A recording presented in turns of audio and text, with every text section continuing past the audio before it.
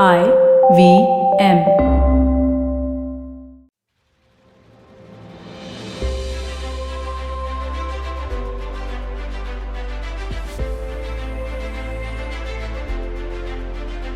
Welcome to today's episode of This Round is on Me.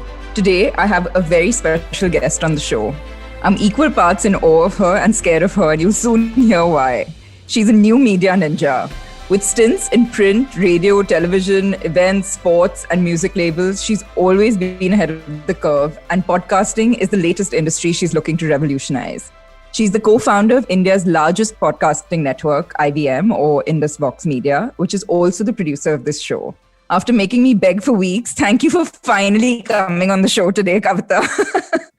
Thank you so much, Gauri. Yeah, thank you so much for having me. I know I've kept you waiting, but I think, look, you saw me struggle with like just my setup just now. And so you can imagine I felt like how these things still make me my nervous. Introduction. Yeah. No, listen, I couldn't have thought of anyone else to do this episode with. It's a small milestone for me, my 25th episode, and a huge one for you guys with IVM celebrating 6 years in the industry. So before we delve into my mini 25 weeks, what's the journey been like for you guys and podcasting generally? So congratulations, Gauri. I just keep saying this, right? And I think like everybody should know, and I know I'll talk about this a little later on the show, but she's kept me waiting for a really long time to actually work and figure her show out. It's been 2 years in the making, but I'm so glad that, you finally took the plunge, you finally decided to do this. I hope you're having a good time. But about IVM, yes, 6 years. My God, I don't know where it's been a long time, yet it's been short. I don't know whether, it's just been such a roller coaster of a ride, right? I can't even begin to tell you to how we started to where we are today, and gives me a lot of joy to have worked with so many people that I have always wanted to work with, so many people that I have met, such beautiful ideas that we've seen fruition of. And it hasn't been easy, but at the same time, I think Amit and me do a great job of like smiling and keeping it going. And I hope to continue doing this for as long as I can. But how podcasting? I mean, of all the things you've done your entire life, and what made you get into this? Audio has always actually been my first love. It was a chance meeting with Amit. I mean, Amit came to India, of course, wanting to, do something that he fed on so much in the US, right? Actually, between the two of us, he's like the big podcast geek. He is somebody who just wanted to see this happen in India and saw a huge market gap. And like I said, a chance meeting between the two of us kind of helped us, take this forward in a way that we both saw fit, right? My funnest media stint has been radio. Outside of everything that I have done, I think I enjoyed my time at radio. It was my funnest time. I think what we saw, again, and this was way back in 2003, it was challenging. We were looking at behemoths like, the print industry and television. And this was, of course, when social media was not where it's at today. It was always going to be challenging to be a part of an all audio, medium. But what I think I enjoyed the most of my radio stint was I saw how dynamic the medium is. I saw how frill-free it was. I saw how genuine and authentic it was, right? Because I think today, in the time that we are in, everything is so visual. Everything is, if it doesn't look good, you won't even click on it. If it's not plated well, you won't eat it. And, and here are we, we're saying that, what, we don't care for faces. We don't care for how you appear. We just care for intelligence. We care for subject matter expertise. And no other medium can give you this, right? And I'm sure we've spoken about this a lot before as well. But I think demanding a certain amount of time on a weekly basis from people is a tough one. And how do we? And so, I'm saying that, it wasn't easy. Everyone, all my friends in the media was just like, audio in the time of video. Why? How are you going to do this? Yeah. But I think, we managed to stick to our guns. We managed to kind of do something out of this, which is helping us, propagate, an entire new concept or an entire new medium. I think India is not new to radio. I think, it's just that we needed to go from passive listening to active listening. And how do you then build a product? Because because, radio sets were always there. Growing up at home, the radio set was always there. You just heard music, you heard people talk about varied things. But over here, it just needed to be a little different, right? Because if you want to be informative, then you can't be a passive listening medium. Then you have to build an active listening medium. Just like with radio, I think even podcasts, the trajectory they've had in the last few years has been sort of crazy. And I think the last 12 months has been even more crazy. So what did the pandemic do for you guys? I think from what I understand, it's only done amazing things for you all. Is that correct? Oh, absolutely. I think we grew a whopping 30% in this lockdown. And, and I remember when, March 17th was our first day at home. And I remember everybody was like, okay, what are we expecting of this? How long are we going to be at home? How long is this going to kind of keep on? And so many hosts at that point in time just called us and said, what, are we going to take a break now? Is it really the fact that we can't come into the studio for another 2 weeks? Should we just take this time off and come back? And, for the first time, and that decision was rather quick, actually. I think I just spun it over in 5 minutes. I'm like, no one's taking a break. No one is going anywhere. It's okay if you can't come to the studio. We'll figure this out from wherever we are. And I think that was a landmark decision. Yeah. I didn't think I'd still be at home. I'm recording this with you at home today. Now we can't get you into the studio even though exactly. We can. Exactly. And my thing is that nobody thought that we'd be in here for so long, right? And I'm so glad that we took that because, this. I would push for you to come into the studio, to record, to pilot, to all of those things because, hey, we're an audio first company and the least you can do for the audience is to deliver great quality audio, right? If nothing, I would want for this to be a seamless experience from a listener perspective. And there I was just saying, okay, so we can't be in the studio, no problem. Let's just now use our phone mics or, just whatever it is and let's make this work. And I'm glad we did that. Somewhere we needed to we were so bullish about, at IVM, everyone's just like, no, let's go to the studio. Let's do this in the best way possible. And then now suddenly no studio, no mic, no technology, no sound engineer, no nothing. So, but it's amazing. But I think that's the whole, I don't know if I'm more in tune to podcasts now and the space generally because of my own show, but I just see them popping up everywhere.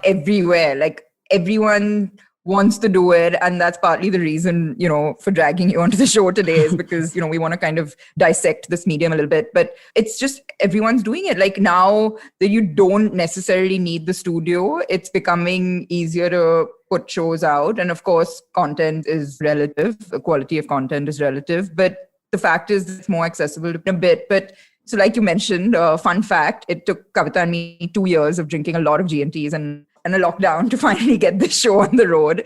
Ever since we recorded my first show, The Kulaba Cartel, Kavita has been scheming on trying to get me to do another one. And I, of course, procrastinated as I do. I actually have to share with everyone how, the first show even happened. So it's around March 2018. And I was sitting in Kavita's office, fully nervous, waiting to go into my first ever podcast recording as a guest on Cyrus Brocha's show.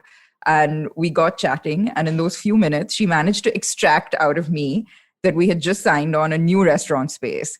Long story short, we decided to chronicle the making of a restaurant in Mumbai through a podcast, right? So this pretty much sums up Kavita for me, that she can spot a fab idea a mile away and will not let it go. But that's really the crux of a good show. Finding the right idea, the right host, and the right guest, if there are guests. So what goes into creating a show? And first, actually tell me this, how many requests and ideas do you get every day? Oh man, actually, luckily now we have people to manage that email because that handle for us because it's nuts, right? I think the number of people that write into us, and it's great, it's encouraging, it's nice to see people write in some great ideas, some half-baked ideas, some rubbish ideas. But you know what? An idea is an idea. I feel that, how do you separate a good idea from a bad idea? Any idea that you can bankroll over the rest is an idea that you're going to take forward, right? Like you said earlier, a great idea is the cornerstone of a great show. I feel like, what end problem or what end solution are you really, providing to the end listener, right? Look at the amount of content there is out there. You want self-help stuff, you want, stuff on, humor, you want stuff on public policy. There's just a lot of conversations. How do you now strike that balance between, ensuring that you're being nicely informative at the same time? We want to make learning fun. And, that's something that, has been, how we approach ideas, right? There has to be a totally unique element to a show. I know when we put a show out with Gauri, there is a certain amount of an audience that already knows you and will like everything that you put out. And so that's a standard audience measure that we have. How then, and the success of a show, outside of every primary audience that your show or your category really has, the fun is in ensuring that the secondary and tertiary audiences are being delivered to as well, right? So as much as for me, I saw you, as a restaurateur, as an entrepreneur, I also thought that, how else should we push this idea out of you talking to other entrepreneurs?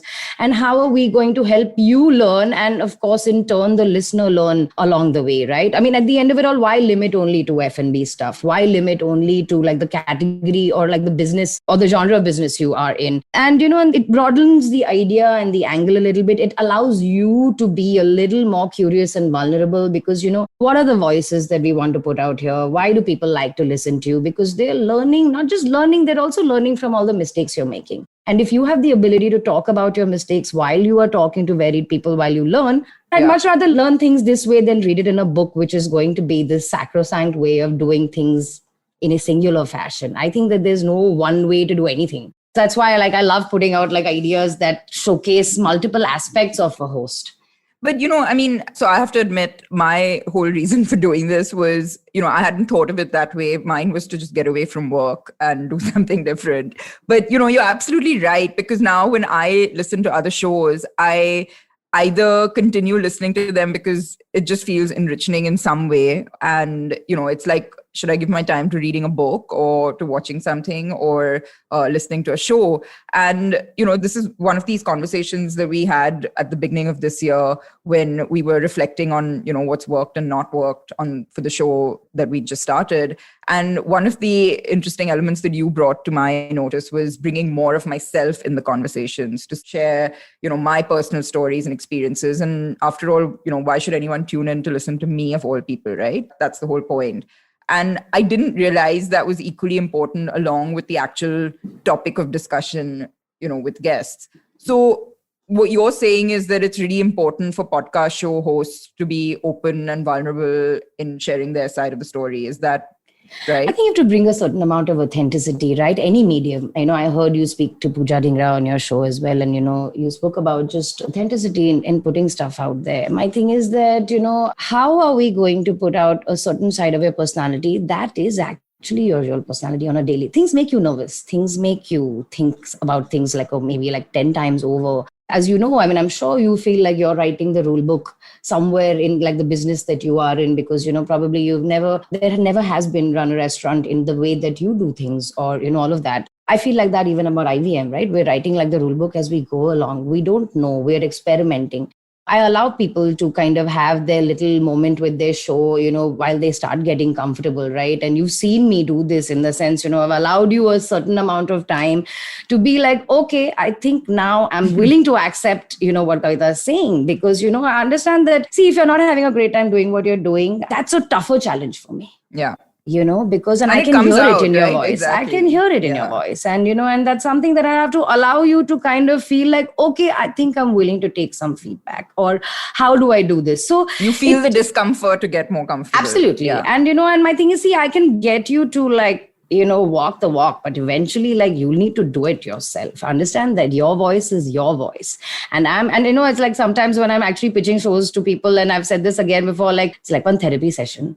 I've literally been okay, tell me where you are at in your life today. Tell me what is important to you and what is not important to you. Because, that is a certain aspect of the conversation that you're going to pull through, right? And it's going to be a repeated thing. Now, how do you still make that fun? Because at the end of it all, why do I need you to ask someone 10 questions? What is it about Gauri Devi Dayal? I can get anybody to do that. And that's important for you to talk about, because see, eventually you are the sutradhar of your show, if I may call it that, right? You're driving the car. I'm I'm just sitting alongside you. Eventually you take the direction, and so eventually you'll talk to people that are very interesting, but what you bring to the table is only what is important to you. Yeah. And only when listeners see that and they're like, hey, you know what, actually, I tend to high five her in my head, maybe 10 times over, because I'm like, oh, that's a question I would have asked. That's a question, or that's a moment that I would have really also jumped in and said something.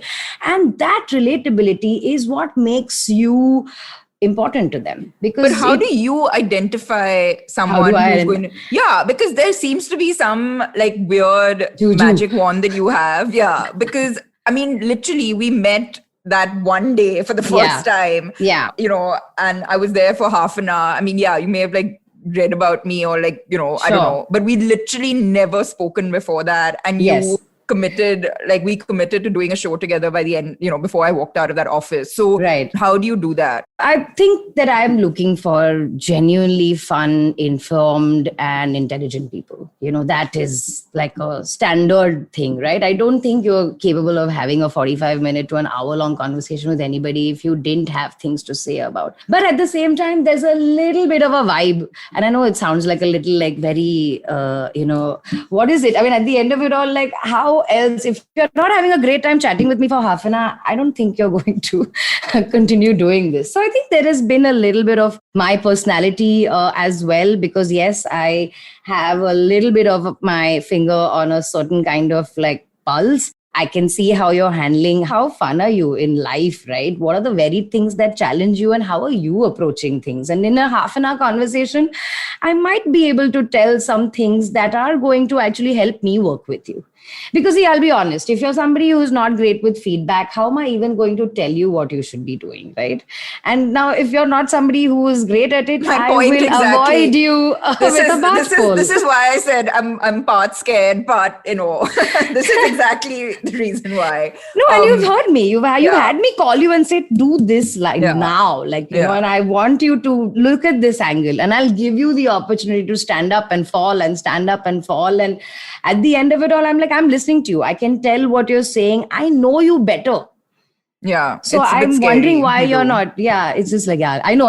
But the thing is that, actually I'm getting a little, I've also gotten a little better. I think, either I lead with people. I find people that are extremely interesting and I want them to be on IVM in some sort of form, and I will approach it that way. Or then we cast according to idea, right? What? I want to build a marketing show. Let me cast somebody. Well, so this is the thing. I mean, I was going to come on to this actually to talk about how a show is kind of building your own brand, or even for a brand for that matter to build its brand, right? And do you sort of look at a show that way? What about for the host, right? I mean, what about brand building for the host, or for a, I'm sure you've been approached by corporates who feel like they want to get into this space and create a show around, their brand or their product or whatever. So how do you see it from a host's perspective, or a brand, building a brand for someone who's doing a show? Right? You're putting your voice out there, Gauri. Think about it. I mean, if you've done 25 episodes as of now, and the number of people you've chatted with, has this not made a difference in how people see you? And it's not I'm not taking away from whatever you've done with the table and, having been in this business. But I think it really, really deeply works in building brand you, right? If that's not your only agenda. I think there has to be a balance, right, between this, because I also am a believer of how are we going to ensure that people get what they want from having spent time with you? I personally feel podcast hosts or podcasts are like little sweet parties that you attend, right? And if you are not the host that is an extremely great party host as well, and I'm use this as an analogy, but you know what I'm saying. As an experience, it needs to be something that people indulge in and people want to come over and over again to listen to your journey, somebody else's journey. I've always said a podcast is popular because the host is great. Yeah. And Guests are incidental. They'll come and Yes. go. Eventually, you're the buddy I want to You're hang the out hook. with. Yeah. You're the hook. You're the person who brings me here on a weekly basis. And and what end problem are you solving for me? Either you're helping me get more intelligent, either you're entertaining me, something. And 45 minutes is not an easy time to engage with people, right? I mean, how long does it take for you to hit like on Instagram? Yeah, exactly. And that's the big difference between having X number of followers on Instagram and having, the number of listeners you have on your show. Yeah, no, I mean, that's the thing with, especially with everyone's attention issues these days. It's really something to be able to grip their just to attention go for through so this long. attention Yeah. thing, when we started putting out shows and people were like 45 minutes, who's going to listen? I was like, think about it. When you meet somebody for the first time, 10 minutes is spent just like warming up to saying, hey, how are you? What's up? What's going on? All of that. The real stuff starts after that. Yeah. So you're telling me, how do I even tell you how I got better at my business? I'm not going to be able to tell you this in 20 minutes. It's no chance. What journey? What am I going to talk about? And so everyone was like, no, we are the world of ADHD. We can't listen to beyond. Video is not going beyond 5 minutes. So why does audio need to be at 45? But I'm just like, no, the experience is different. The engagement is different. When you plug on a show, you're pretty much putting your phone in your bag or putting it in your pocket, and that's it. You're not engaging with the screen. Yeah. And one of the reasons why we grew massively in this lockdown was because even if commutes vanished, chores were replacing commutes. So if you were spending maybe 2 hours traveling to and fro from work, you now spend 2 hours cleaning your home or cooking at home or whatever. And that's how, the replacement on travel time to chore time is one of the reasons why we, and like I said, it's not just listening to music, you're listening and learning on the go. So that's one of the things, that's what I think, what's been for me most enriching has been the access to certain people who you wouldn't necessarily be able to have these kind of conversations otherwise. So, I just started listening to this show called Renegade with Barack Obama and Bruce Springsteen. I mean, what a show. Two amazing voices, firstly, to be like stuck listening to for an hour. I'll be happily stuck for hours. But it's just, I'm like, where would you get to hear these two people speaking Gold on an ongoing basis? Yeah. I mean, it's crazy. And, even there's this other show which I love listening to called Sway by Kara Swisher, which is it's a New York Times podcast. And she gets all the sort of top dogs on her show, and it's very current. And, it comes from a journalistic perspective. So she really needles them. She never, she doesn't let them get away with not answering the question. And they're on the show with her. So they can't, they can't really, they can't escape. And it's really enriching to hear this, it's so I'm addicted to this. And I really hope that more people, and I get messages when I put up posts about my episodes, and I get messages from people saying, when do you get time to listen? And I'm just like in the car, like when I go for like a walk or I'm at the gym. Every empty moment, right? Like, literally, I'm moment. like, can I please sort of not talk to you right now and listen to a show instead? It's that kind of thing. So I really hope that it builds more and more. But coming to sort of the business aspects of, this medium, do you, of course, people want to do this, and there's one aspect of it, which is brand building. But at some point, given the amount of time that you're investing in this, I'm guessing that people do want to sort of start monetizing it, right? Sure. So is this something that you see happening? Do you feel that, brands are open to sponsoring standalone shows? So yes, I think, we're already seeing some of that change, right? In the sense, yes, we've had to wait in the wings for a really long time. It's important, this, how brands work. If you don't have the numbers, then what are we even talking about? And I come from a sales and marketing background. One of the things that I have, spent, 16 years of my life doing, I know how advertisers look at products and what is it that, kind of appeals to them from there, right? So we've had to spend a lot of time creating some amount of awareness or importance around the medium. And, and since we are the pioneers in this space, we've also needed to kind of build a solid space for brands to look at and consider. How do you kind of do that? One of the reasons why, by the end of 2019, early 2020, we'd quickly gotten to becoming a 100-pod network. That was sizable, just for, okay, we're not talking small ideas here. We want to build something. We're serious. And, and we needed to kind of get there, because if nothing, that became such a great talking point for all of us. It kind of I just needed to say. I remember this. I remember when I think you were at 70 shows, like in 2019, and you were like, I want to be at 100 shows before the end of the year. Yeah, and I set myself a target. I set myself a target. And, again, like I said, I'm a sales and marketing girl, and, we work best on targets, man. If you tell me I have to climb that mountain, no, I'll sit and woodpecker on it like all day, every day. And then one day I'll be on top, right? And that's it. And that is one of the things I think that's also been like the success of IVM. We've been, quiet woodpeckers in the woods, just like pecking away on a daily basis. I think it's important to be consistent around this stuff. And I think the brand story also is that, right? We just put our heads down to ensure that what is it that brands would want from us and how do we deliver this? And since we're such a new business, and it's not even like the analytics or like the data around this is as easy to get, robust, right? And how do we work on this? So, earlier it was interesting and so nice of some of the brands that I think all the experimental budgets that, brands had, case in point, Intel.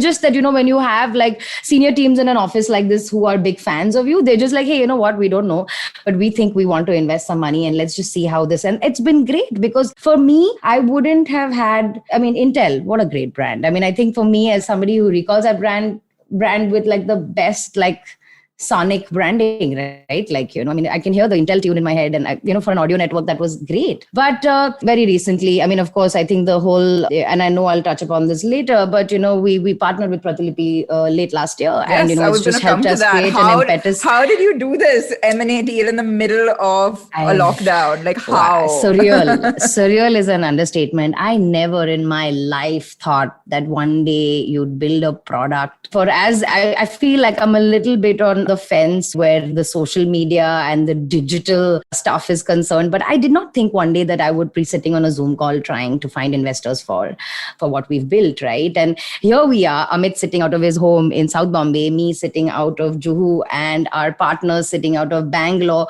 It's been a 4-month relationship. We've been married to each other for 4 months now. I haven't seen them. And, I never thought I would be doing this. But it just so happened and extremely exciting because I think 2020 was going to be the year. Of course, nobody knew how far deeply challenging it was going to be, but it was an important year for us. It was an important year. I think we'd spent 5 years doing, and real questions were being asked. Okay, how long are we going to be able to do this? How long are we going to sustain this? And we saw a tough second half of 2019, and we were already looking at a rather challenging 2020. And I think some things have kind of worked for us. I think just, sitting at home and being able to work on this kind of got us a little more focused around it in a way that I think, being in office and being, in a rush, in the day-to-day stuff. And over here is when we were like, okay, if we have to survive this, if I don't have to look for another job, then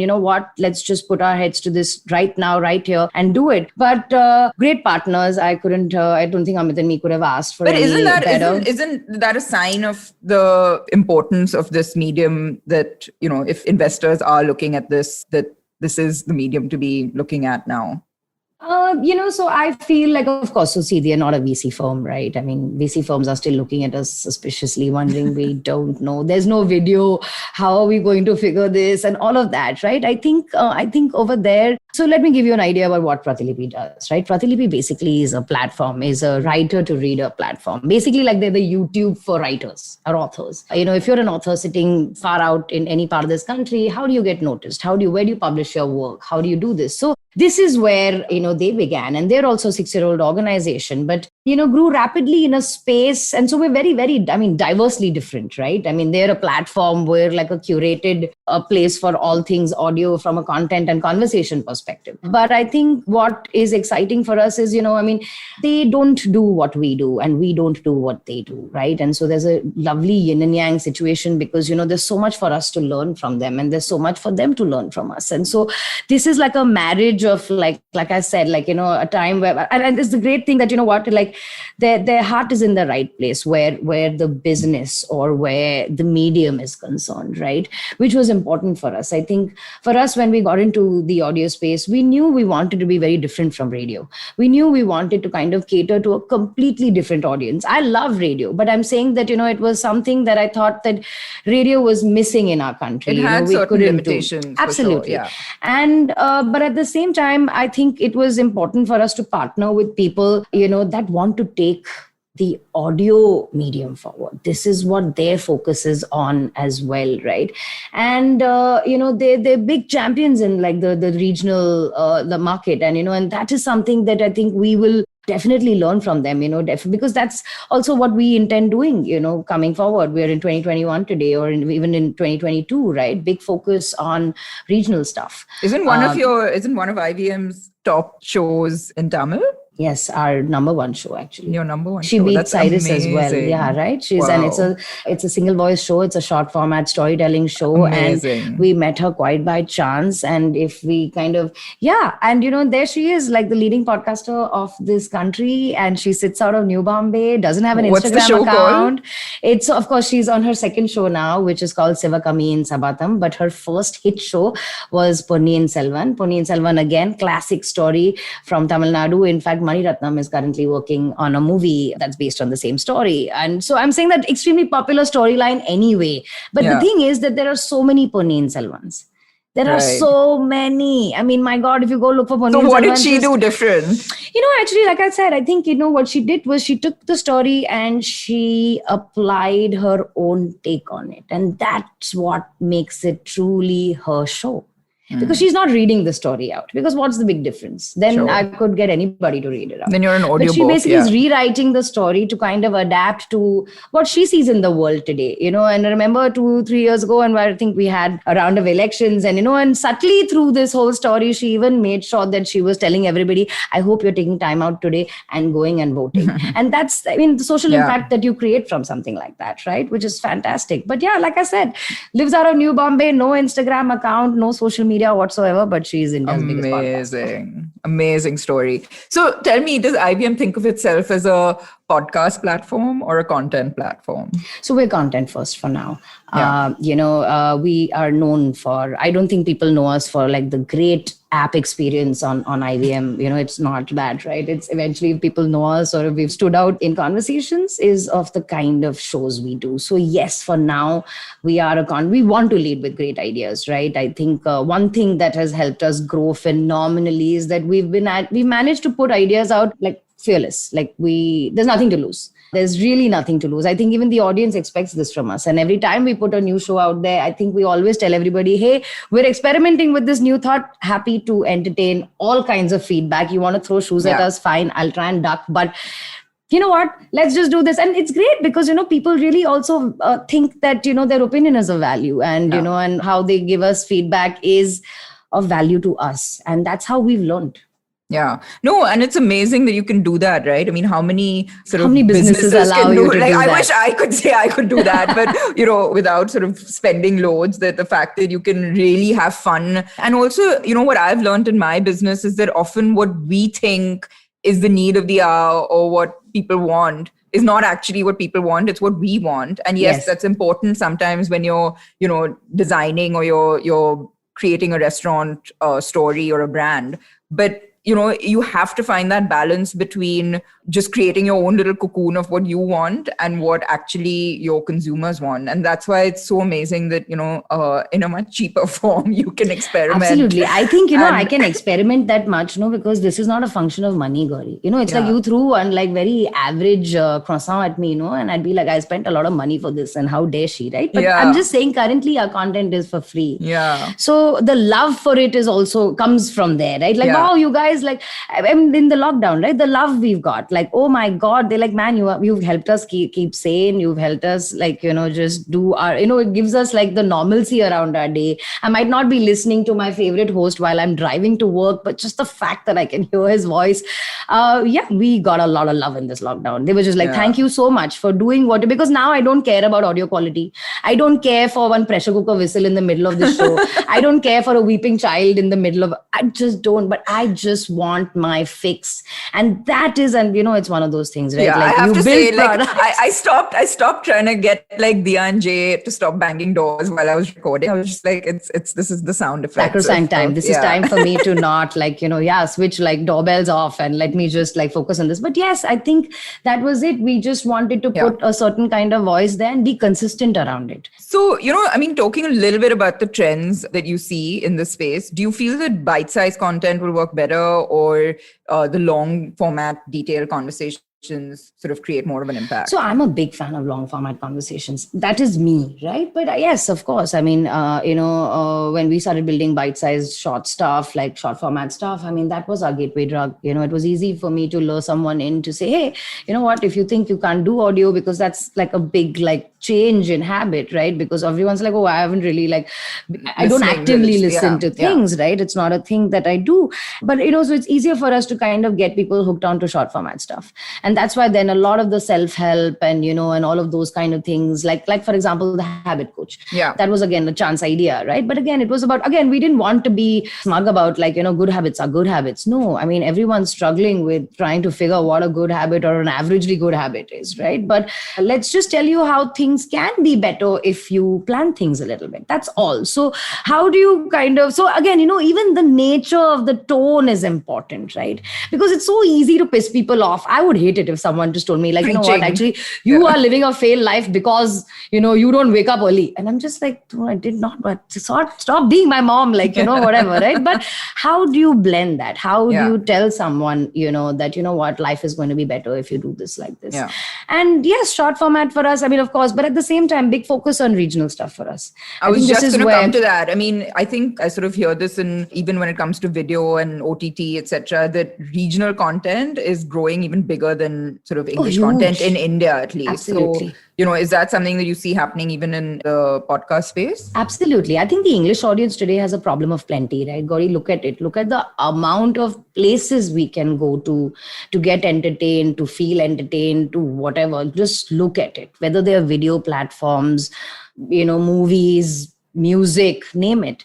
I really feel like, the regional audience that we have is an extremely interesting and intelligent audience, right? I mean, we put this Tamil show out not thinking much of it in terms of okay, it's an experiment. I was like, what, language barrier? I don't understand anything she's saying. So I'm trying to produce and direct this show, but I have no idea what she's saying. I don't even know how to tell her to change some things around it. But I think that, like I said, the audience there also, because like I said, superbly intelligent audience, they know good from okay.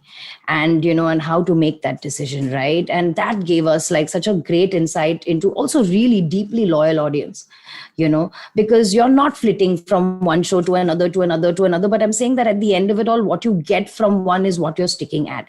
So something that we think that, yes, I think there are more cultural and social conversations in the regional space that we want to, imagine all our shows that we have. I mean, I would like to find a great entrepreneur in maybe Chennai and produce a Tamil business show with us. Why not? Or, and do this now across the 4 or 5 big, South Indian languages or any of the other languages. I would love to do more self-help in Hindi, self-help in Marathi, just self-help in every single language. I mean, when I look at the habit coach, again, we're talking about podcast and businesses. If there is a great idea in almost every conversation point, right? But with the habit coach, I mean, what a great scalable idea. Yeah. I can make this show in 200 languages for people all over the world. But, so that's where it's at. I think, the possibilities are infinite, basically. Absolutely. So, and my thing is, experiment as much as you can. But I'm saying the more you play with it, the better you're going to get.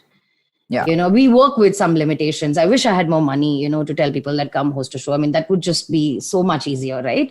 But yeah, hopefully we'll get there one day and, and we'll be able to demand, how we want shows to be. Or, right now, like I said, we collaborate with people. I allow the person who we are collaborating with to also have their space, because like I said, I could be driving you nuts. I recently sent you one of my precious invites to Clubhouse, which you fully blanked me on.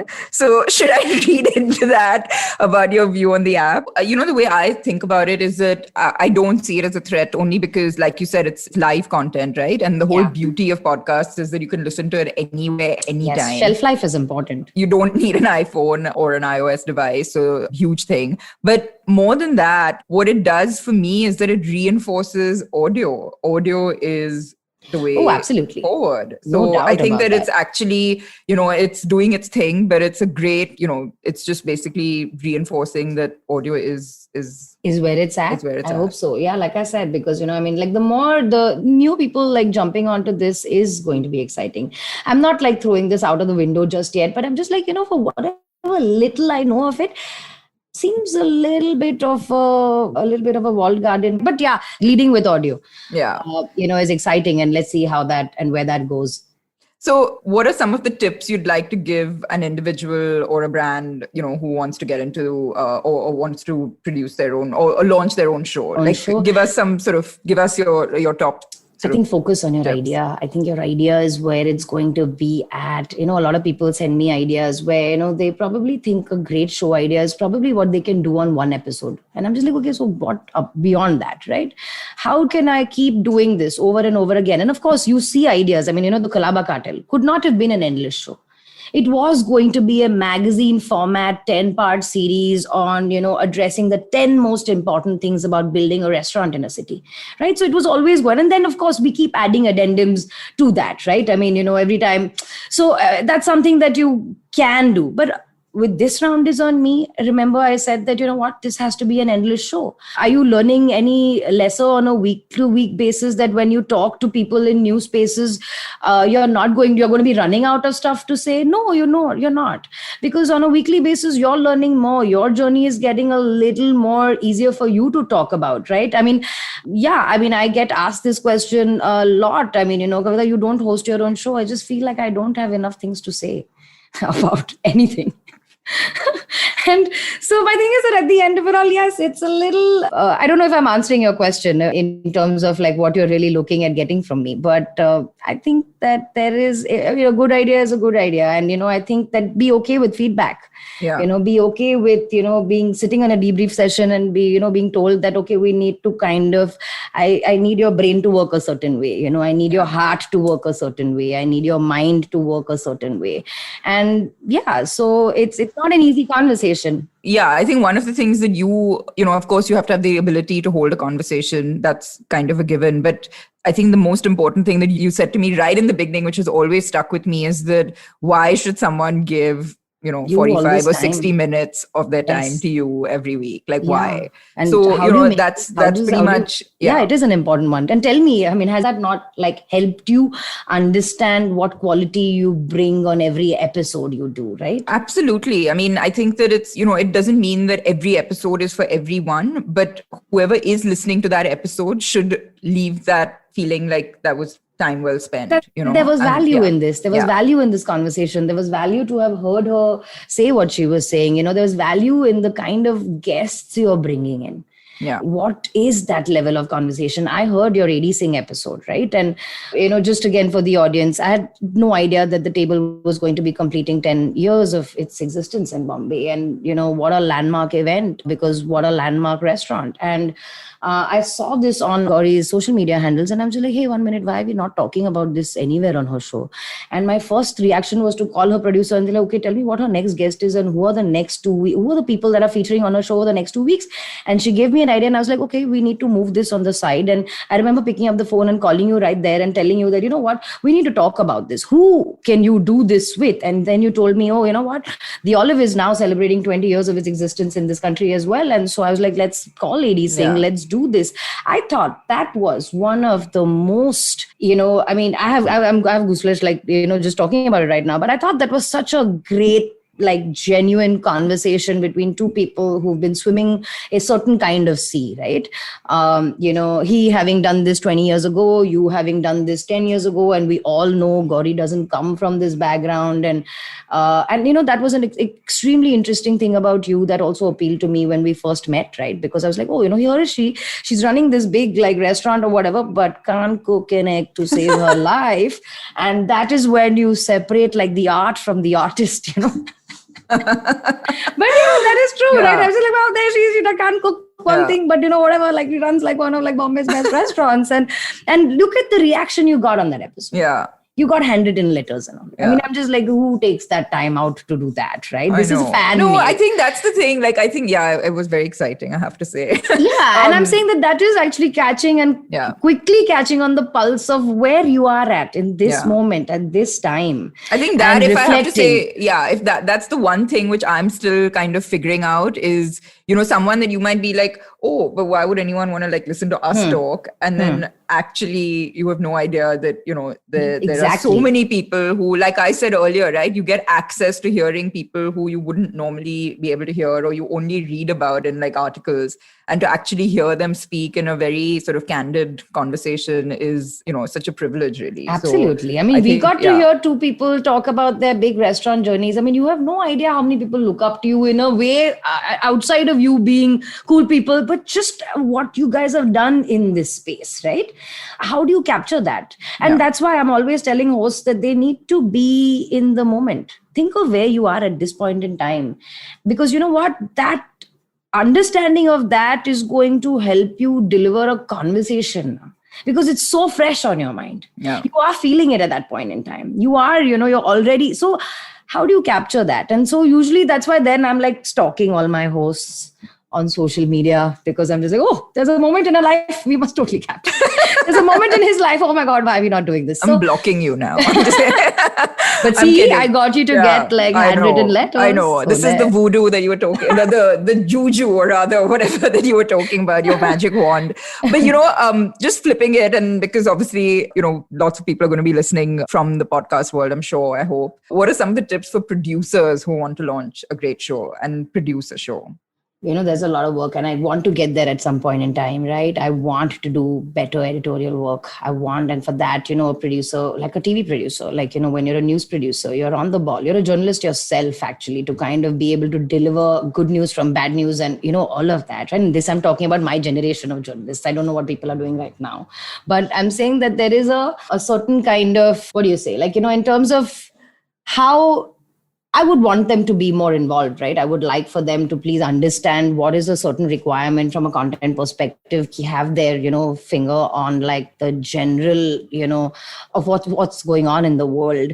You have to be forward thinking. You have to run this way before, because understand that you need to be able to take decisions and calls on a show that you produce and you want to lead with.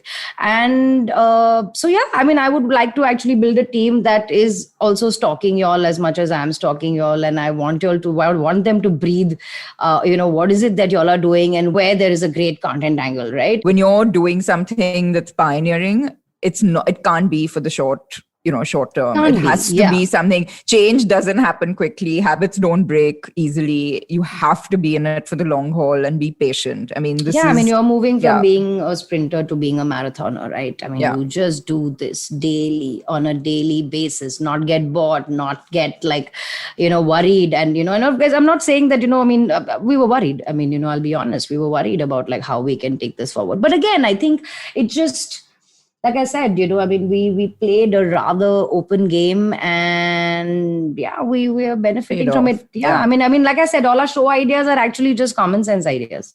Yeah. They're not some like big intricate like thought that needed to be produced. Yeah. But I'd like to get there one day. What's the measure of a successful show? I mean, of course, I'm guessing downloads or whatever, but What's the benchmark? I mean, how does someone gauge? How do you gauge the success of a show? So, of course, numbers, no doubt. I think that is something that you lead with. But, again, I think I wouldn't be. I mean, a lot of time, like, hosts are just like, what? I'm on my 5th episode. You know what? Only 2 people are listening to me. And I'm just like, relax, we'll get there. Like, I'm not putting this pressure on you, because understandably, I know how difficult it is to get into someone's routine, right? But at the same time, I think, yes, for sure, listeners. At the same time, I think quality of content and great quality of content will get highlighted. And, you will see this from feedback that you get from people who get in touch with you. Again, I wouldn't measure, there are a lot of shows that we have that get like great social media traction. Does that really reflect well on what the numbers are? Questionable. I don't think that's another thing that a lot of people are like, oh, you know what? I think I'm an influencer on Instagram. I'll be a great podcaster. Wrong. Cannot put these. I mean, what you are there is not what you're going to be here. You need to start your journey all over again, because like I said, putting up a great photograph or putting up a great thought on Instagram, is probably making you popular there, but is not going to take you very far here. So, at the end of it all, like I said, how do you evolve as a personality through this, right? People love to see journeys. And, and for now, even that you've done 25 episodes, there have been people who started this journey by listening to you in week 1. And here they are 25 weeks later and 25 hours later saying, you know what, we feel like we're a part of her success or her journey or, whatever she's achieved. And they'll be your biggest fans. And they'll also be your worst critics because they'll turn around and tell me, okay, that was just a no-go question. What was that even? But, honesty. And that I think is something that, you will see, over a period of time, that you will get like more real in the way you do things. Yeah, again, I don't know if I'm answering a question. No, but, I think what you're saying is that it's not quantitative necessarily. It's also a qualitative absolutely. How else are you going to run this? See, you need to get to quantity. I mean, if you're going to get to a certain kind of number, focus on the quality you need right to now. do this. But focus on the quality right now, because that is what's going to hold you in good stead. If nothing, like I said, what we built with Colaba Cartel, I mean, as an idea, we may have thought of putting a 10-part series out on, how to build a restaurant in Bombay, but you can pretty much apply this to building a restaurant in New York or building a restaurant in Australia or building a restaurant in any big city, right? But look at how we managed to do it and why that show has such a great shelf life. We get listens on it even today, right? Someone is discovering it for the first time today. And guys, tune into it. Okay, listen, this is the fun bit about Kavita, the person, not Kavita, the IVM guru and boss lady. If you had to suggest one show from the IVM shows that every budding podcaster should listen to, which one would it be? Every budding podcaster should listen to. Interesting. Just as a good show that gives you, that's obviously maybe not the ones in the regional languages, but I think, from a conversation perspective, I'm a big fan of the Filter Coffee podcast. I think Karthik has a great way of chatting and talking to his guests. He's got a varied guest lineup and not just, marketing in the space that he kind of works in professionally. But I think that is, I'm very happy with the mix of guests that are on it. I'm very happy with the kind of conversations that there are on it. Also, ability to hold a certain space while you chat with somebody, right? We very regularly get like a lot of like general social media response on the shows, like just the ability to ask questions. How good is that? So I think again, like that's like the cornerstone of a good show, right? Absolutely. Like ability to have, oscillate between multiple different things and still tie it back to what you want from your guest and how do you still prod and get that. So I think definitely that show. And then I think another show that I think we did like a great job of, again, from a very scripted perspective, was a show called Wordy Wordpecker, short format. Oh yeah, Rachel, right? Yeah, Rachel Lopez. And again, about like how impactful can you make 4 minutes? Around it. But your comfort food, or should I ask your comfort cocktail? My comfort cocktail is a good bowl of khichdi. I think there's nothing like it, right? And like, why does everybody say this? Because it's just like one of those things that I live alone. On every third show, that's almost like people who live alone who try and make like dal and rice and it ends up being khichdi, and then they're like, that's my comfort food. Actually, because my thing is like, oh my God, like what is it, the one thing that I always, whenever I'm coming back from like my travels or whatever, and I'm like, okay, what do I want? I just want a hot, warm bowl of like good khichdi or like buttered toast, right? I love like a good slice of like great quality bread and just slathered with butter. Nothing like it. There's nothing like it. Sports or music? Ooh, tough one.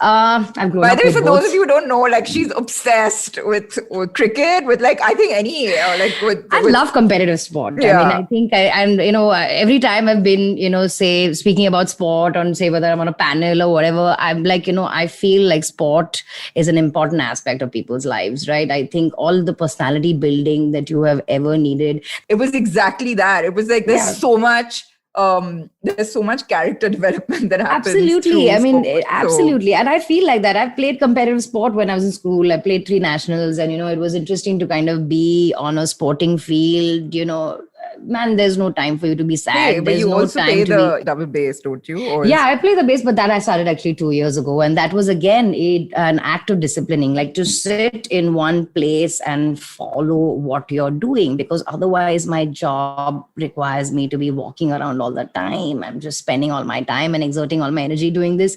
I need to get like some 30 great strokes in. I need to ensure that I've had a good fielding day. I've had and those are my measures. And that's why then my thing is, when you play a sport, man, take your moods and throw that out of a window. I don't care for the fact that you're not feeling good today or not. But just turn up and do things every single day. Practice is what is going to get you. And, sport is a huge function of that, right? How do you look at these people? They're going for this on a daily basis. And it's not easy. But I'm just saying it's mental makeup. Yeah. It's mental makeup. You smile your way through. You're having a good day on the field or you're having a bad day on the field. You need to go there and do your time. Nothing like it. Yeah. So I've still not told you whether I like sport or music. I think you kind of have. Yes. Another one of my measures, actually, what is the one thing that I wake up and spring out of my bed to do, right? That is definitely training and not to play music. So yeah, sport over music. Okay. How often do you and Amit argue? I'm just kidding. Who's been one of your... I was just going to say, I know this. I was just joking. We argue quite a bit because, like I said, we're just like chalk and cheese. There's so many things I'm just looking at and I'm just like, I don't get this at all. But it's a good thing. At the end of it all, then like either I'm buying him a drink at the end of the day or he's buying me a drink. I feel like if Jay and I weren't married, I don't know if we'd still be working together. I'll be honest. Yeah, right now you're just like stuck to him like in a really weird way. I'm like, there's so many times I'm like, I don't want to work with you anymore. I want to get out of this. And then, of course... Though I heard your episode with him and I thought that was... Again, I mean, he just said some things that were just bang on, right? Okay, so any role models or inspiration along the line that have impacted you? The ever so awesome Steffi Graf. I think there's nobody like her. I agree. I grew up watching She was quiet and I just loved her that. She just rivalry with Monica Seles was just like, that was it, right? And I loved how she handled things, right? She was like the quiet, relaxed, more graceful, elegant. I'll beat you down with my forehand. She had no emotion. Yes, like I said, just a straight face and you have the meanest forehand and, and that's it. Let me just have my racket talking. And I would like to do this like in life only, right? Like let's speak less and let's do more. Yeah. Okay. I know you said no earlier, but will we ever see Kavita as a podcast host in the near future? Maybe in the near future, till I identify an idea for myself. I realize that I need me in my life, in the sense, just the clarity of thought that I have when I meet people and, see what they are capable of. I just, like I said, need a similar voice in my life to tell me, Kavita, you just like, understand this, you're good at this, and you should be able to do this, and whatever the discipline around it, right? I need my own coach voice, like just yelling at me when I'm not doing things right. Everyone, please send a message to Kavita on whatever like medium you can find. So like harangue her, stalk her on social media and tell her she has to do this and we might just get lucky. Today, I think I have, an articulate. Like I said, one of the reasons why even my social media presence is there, I'm just like, my God, there's so many people saying so many things. Who has the time now to look at or listen to Kavita's 2-penny advice on something? Oh my God, you're saying what we all say. And yeah. The syndrome is real. Like this is where it's at. We're just like, why should someone give me this time? But I guess I'll one day... also, it's my thing, right? You can't get high on your own supply. Or my favorite line around this, coaches don't play, So while I'm here, like barking enough orders at everybody, like from outside the field. But no, there's a difference between I'm happy being outside and happy doing this and happy, creating ideas. My joy is in that, actually. Thank you. My joy is in that. Listen, thank you so much for being an integral part of my podcast journey and once again showing up today. Thank you so much, Gauri, for hosting a show with us, for dealing with me for the last 2 years, just by being patient. At the same time, like I said, I've been quietly persistent, but I'm so glad we're here and congratulations on your 25th episode. Thank you. So the fact that you're listening to my conversation with Kavita today means that you have ventured into the world of podcasts. And I really hope that our conversation shows you that This is the medium of the future, and I really hope you get to dive into more shows on IVM, on any other podcast platform that you download shows from. There is so much amazing content out there, such fantastic conversations, and of course, you heard some of our recommendations on the show. So drop me a line with any great show recommendations that you have. You can find me on Instagram at gauridetails and at gauridetails on Twitter.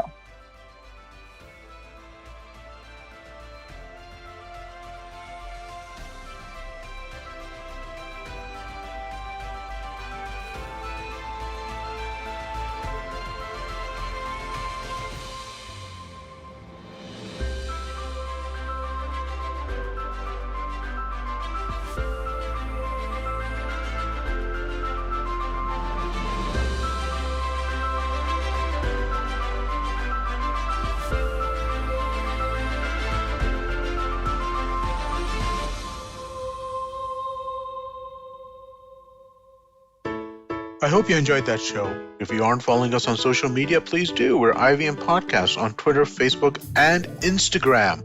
We'd like to thank the sponsors on our network this week, Seat Tires. So we had a fantastic week. Tune into This Round is on Me, where Gauri has a chat with Divya Ravichandran on the issues of waste management in India and how recycling, composting, and using eco-friendly alternatives can help. On Filter Coffee Podcast, Karthik speaks with Lux Narayan about his book Name, Place, Animal, Thing, an inspiring non-fiction fable about hope, positivity, and living your best life. On All Things Policy, Anirudh Kanisetti talks to Prateek Wakre and Rohan Sheth about Australia's conflict with Facebook and Google and what this means for big tech companies and the news ecosystem. On the Simplified Podcast, Naren and Tony talk about greenwashing, which is businesses unfairly marketing themselves as eco-friendly just to ride the sustainability wave. You should also check out the Cyrus Says episode with Varun Deshpande of the Good Food Institute, where they talk about plant-based alternatives. Varun does a great show with us called Feeding 10 Billion. Do check out this episode of Cyrus Says. They have a really interesting conversation. On the Millennial Athlete, Tanvi and Shlok speak to the badminton doubles player Satvik Sairaj about his successful stints at some of the recently concluded games. And with that, I hope to see you again next week. If you love cricket, listen up. The Edges and Sledges Cricket Podcast is here for you. Hosted by DJ, Varun, and me, Ashwin, we bring a fun, fresh fan's point of view to talking all things cricket. Sometimes it's just the three of us, sometimes we have guests, including current and former international cricketers. For new episodes every week, check out the Edges and Sledges Cricket Podcast on the IVM app, website, or wherever you get your podcasts.